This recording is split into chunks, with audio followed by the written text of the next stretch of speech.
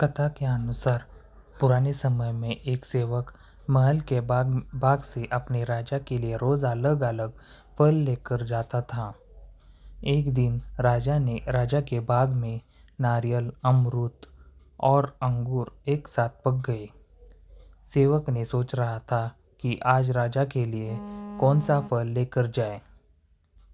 बहुत सोचने के बाद सेवक ने अंगूर तोड़कर टोकरी में रख लिए।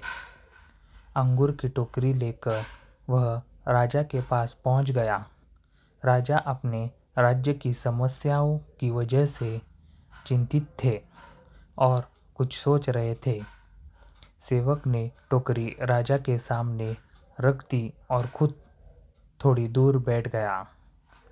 चिंतित राजा गहरी सोच में था। वह टोकरी में से एक एक अंगूर उठाता, कुछ खाता और कुछ सेवक के ऊपर फेंक रहा था।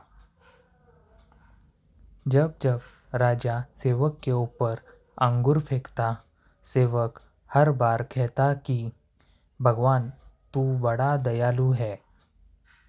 कुछ देर बाद राजा ने ये बात सुनी कि सेवक बोल रहा है, भगवान तू बड़ा दयालु है।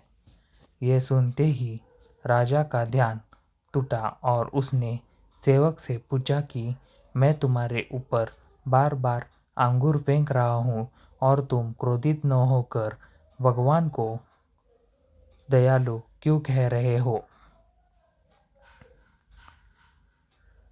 सेवक ने राजा से कहा कि महाराज, आज बाग में नारियल, अमरूद और अंगूर 3 तरह के फल पके थे। मैं सोच रहा था कि आपके लिए आज क्या लेकर जाऊं। तभी मुझे लगा कि आज अंगूर लेकर जाना चाहिए।